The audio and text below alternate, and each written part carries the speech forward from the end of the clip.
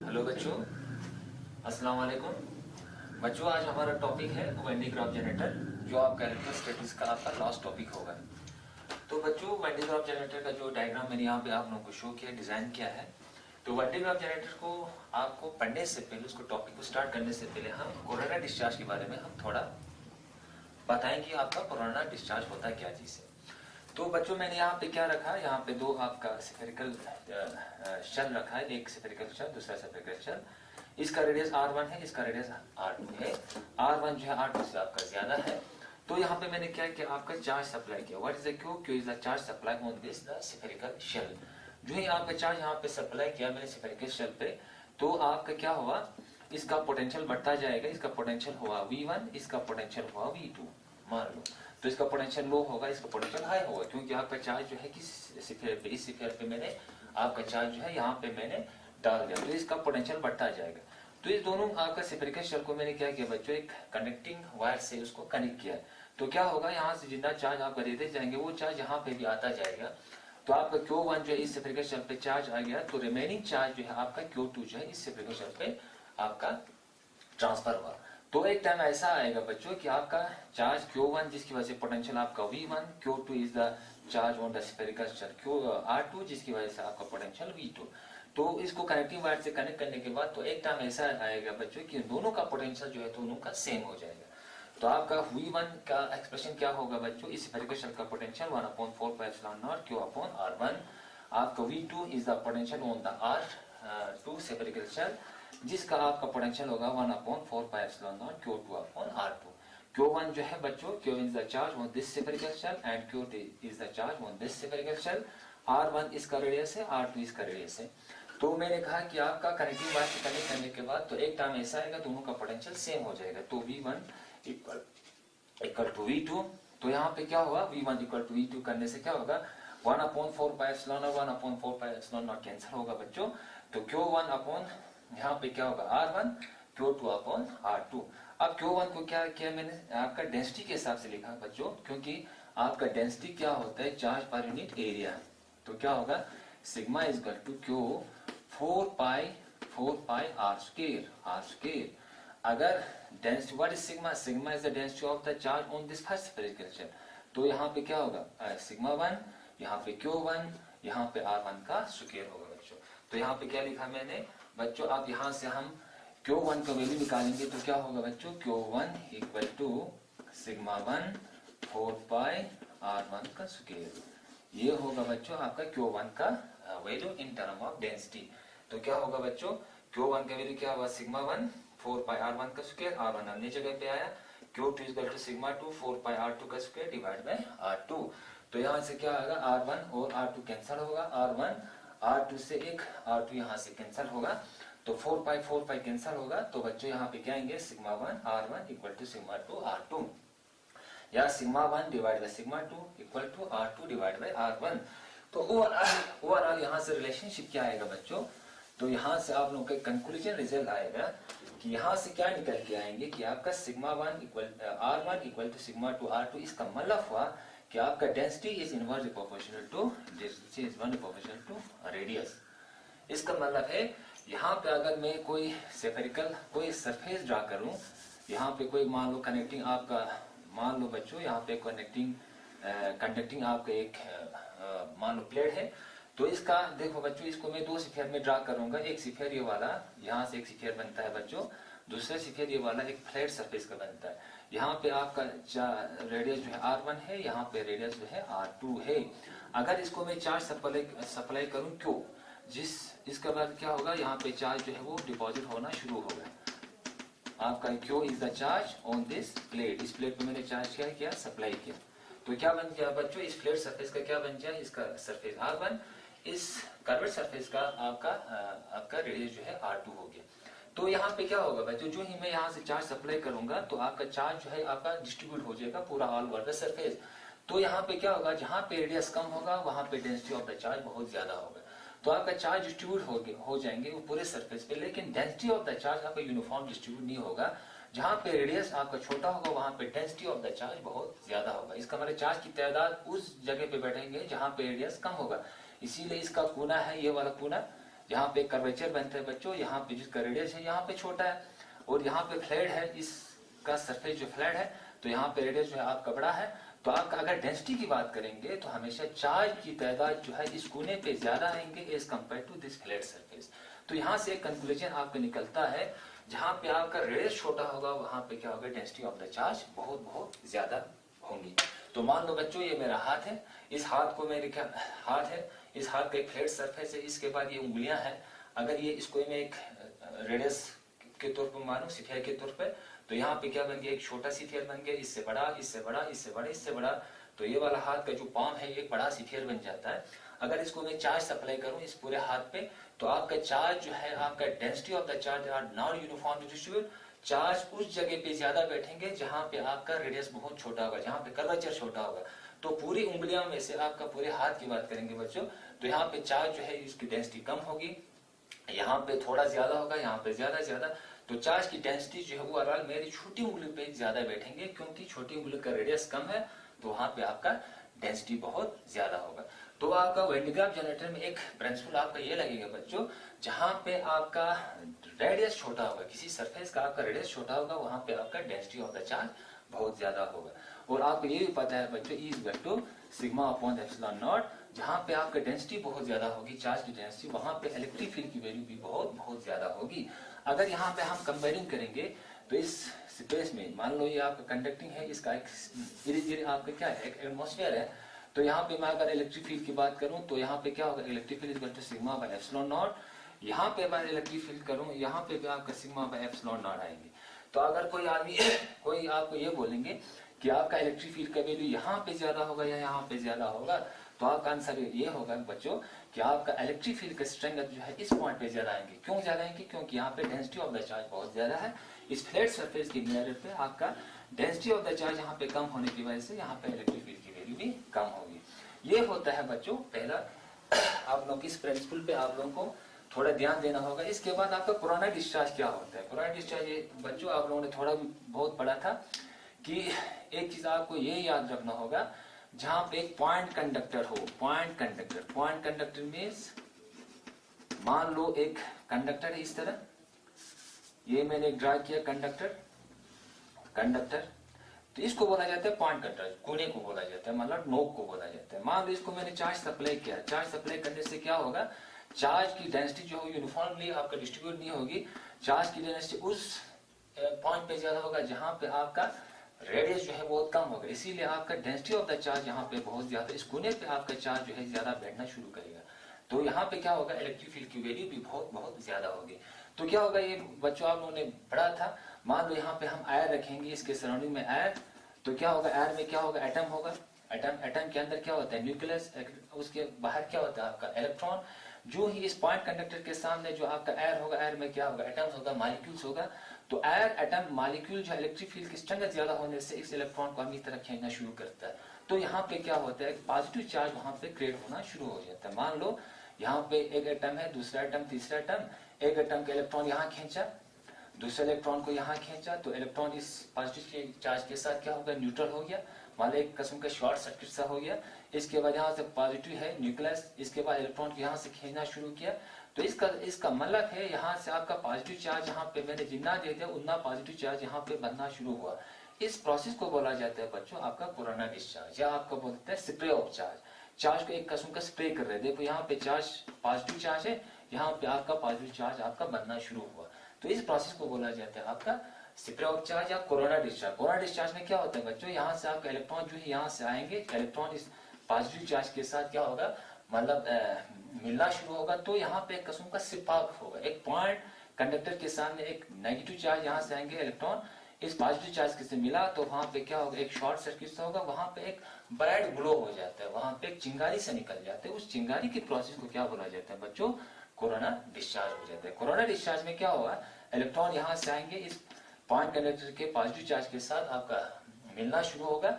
तो यहाँ पे इलेक्ट्रॉन जो है यहाँ आएंगे, उतना पॉजिटिव यहाँ पे फेड करना शुरू होगा। तो एक किस्म का क्या होगा, एक किस्म का स्प्रे ऑफ चार्ज होना शुरू हो जाता है। एक किस्म का मेरे पास एक स्प्रे है, आप स्प्रे आपके हाथ में है, स्प्रे से आप पानी को स्प्रे करते हैं, उसी तरह यहाँ पे इस पॉइंट कंडक्टर के ऊपर के जितने भी आपका पॉजिटिव चार्ज है, तो पॉजिटिव चार्ज ज्यादा होने से क्या होगा, डेंसिटी ज्यादा होने से वहां पे इलेक्ट्रिक फील्ड की स्ट्रेंथ बहुत ज्यादा होगी। जितना इलेक्ट्रिक फील्ड की स्ट्रेंथ ज्यादा होगी उतना वो इलेक्ट्रॉन को यहाँ से खींचना शुरू करेंगे। तो इलेक्ट्रॉन जो यहाँ से खींचना शुरू करेंगे तो यहाँ पे आपका पॉजिटिव चार्ज स्टेट बनना शुरू होगा।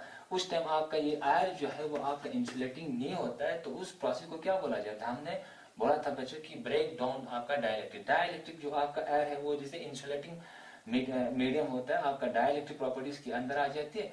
तो डाइलेक्ट्रिक मीडियम नहीं रहते, कब नहीं रहते, जब आपका उस मीडियम के अंदर आपका इलेक्ट्रिक फील्ड की स्ट्रेंथ बहुत बढ़ जाती है, तो इलेक्ट्रॉन यहाँ से डिटेच होकर यहाँ आ जाएगा, तो यहाँ पे पॉजिटिव बनना, पॉजिटिव चार्ज जो है उसके सराउंडिंग में बनना शुरू हो जाएगा। इस प्रोसेस को बोला जाता है आपका कोरोना डिस्चार्ज, आपका स्प्रे ऑफ चार्ज। तो बच्चों आपका स्प्रे ऑफ चार्ज क्या होगा, आपका कोरोना डिस्चार्ज किसकी प्रॉपर्टी है। अगर आपको कोई क्वेश्चन बोलेंगे बच्चों कि कोरोना डिस्चार्ज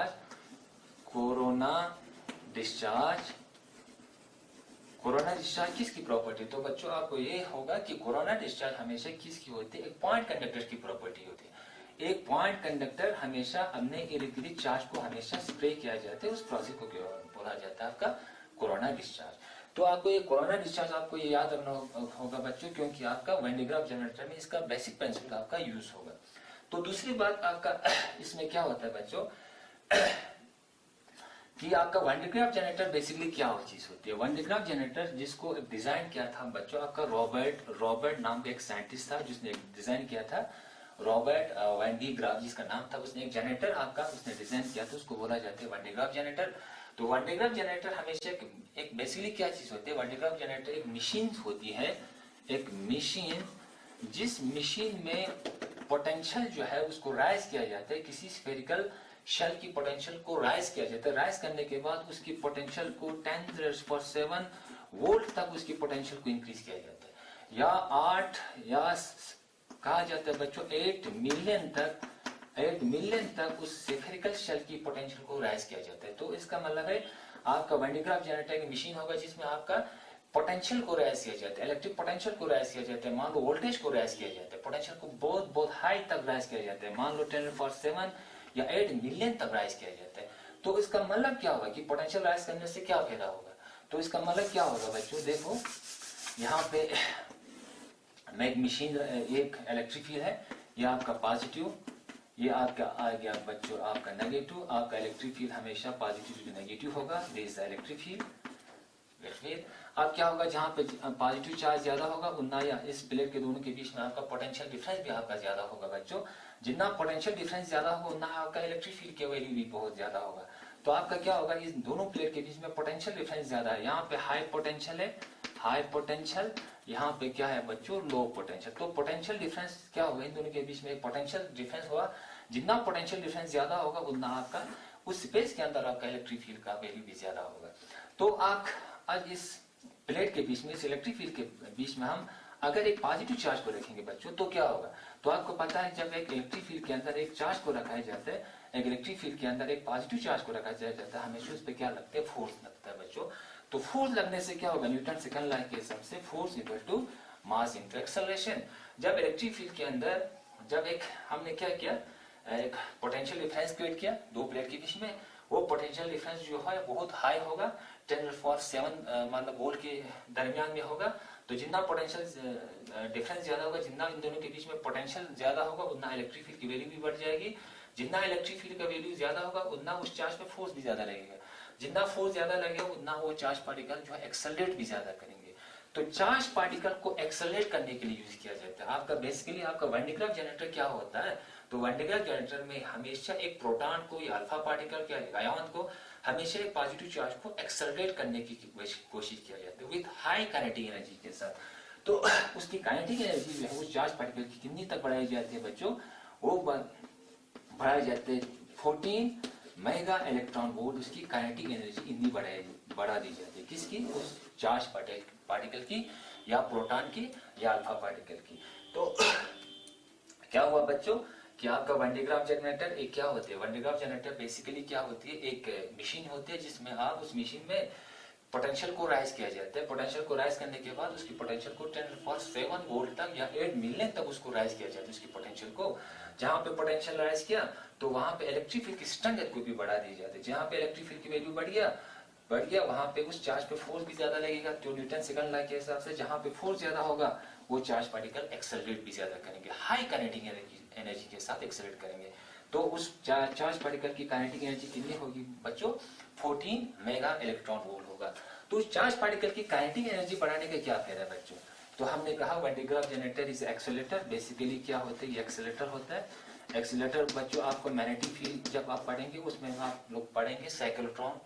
अगर एक्सेलेरेटर बेसिकली क्या चीज होती है तो आप लोग यूट्यूब पे जाएं बच्चों, तो उसमें होगा LHC, लार्ज हेड्रॉन कोलाइडर, ये भी एक्सेलरेटर होता है। तो एक्सेलेरेटर बेसिकली क्या चीज होती है? एक्सेलेरेटर में हमेशा एक चार्ज पार्टिकल को दौड़ाया जाता है हाई काइनेटिक एनर्जी से।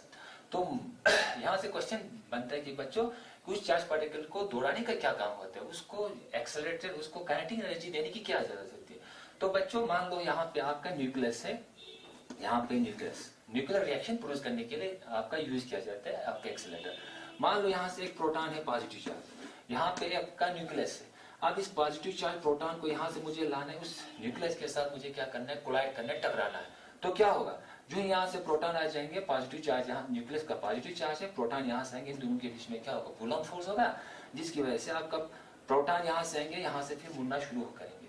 तो आप इस प्रोटॉन की मैंने क्या किया? उसकी काइनेटिक एनर्जी को बढ़ा दिया।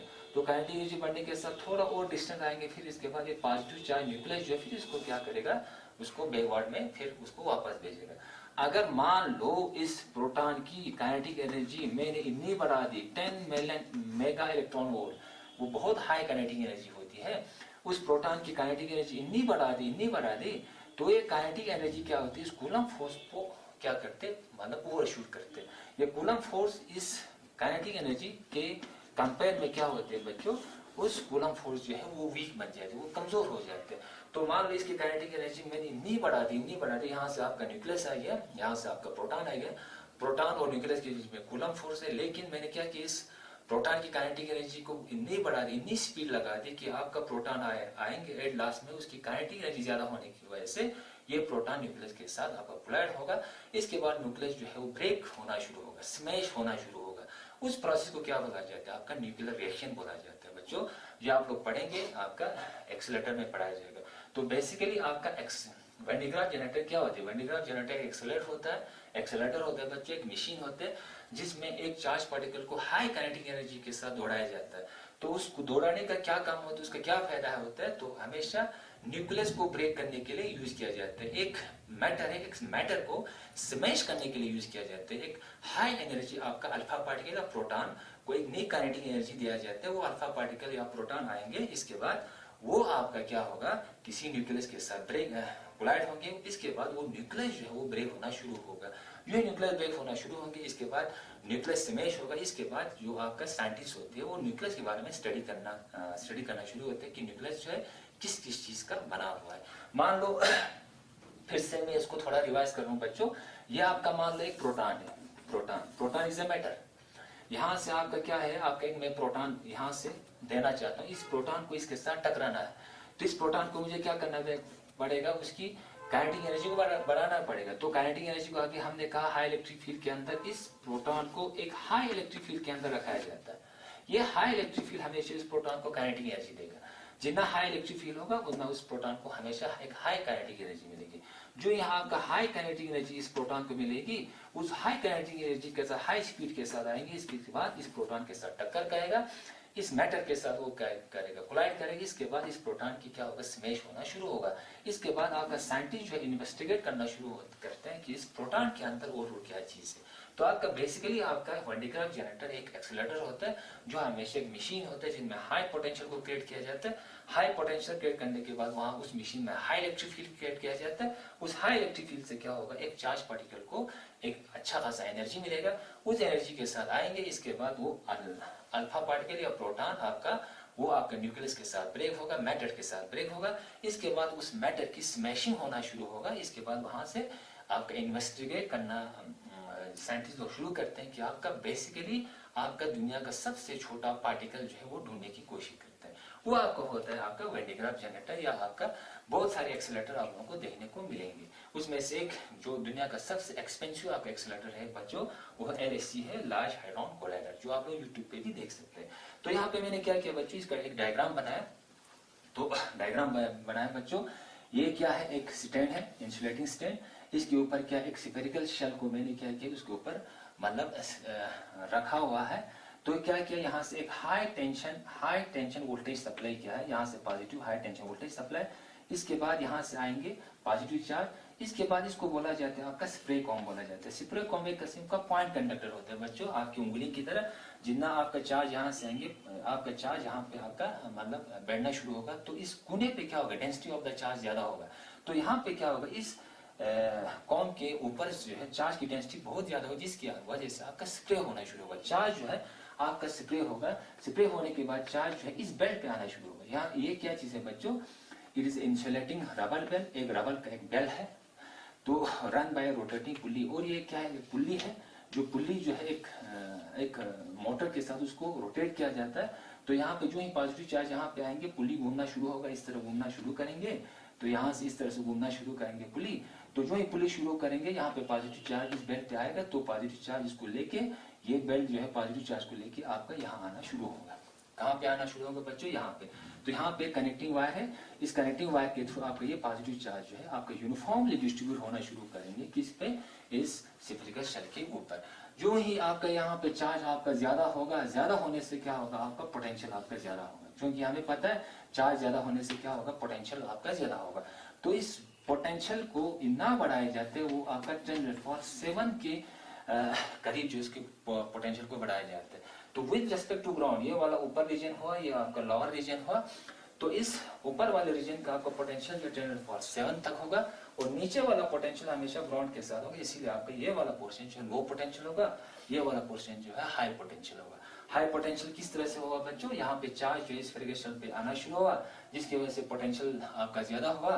तो इसकी वजह से क्या होगा, यहाँ पे ऊपर और नीचे के बीच में एक इलेक्ट्रिक फील्ड क्रिएट हुआ। तो अभी मैंने कहा इलेक्ट्रिक फील्ड क्रिएट होने से इस चार्ज पार्टिकल पे फोर्स लगता है।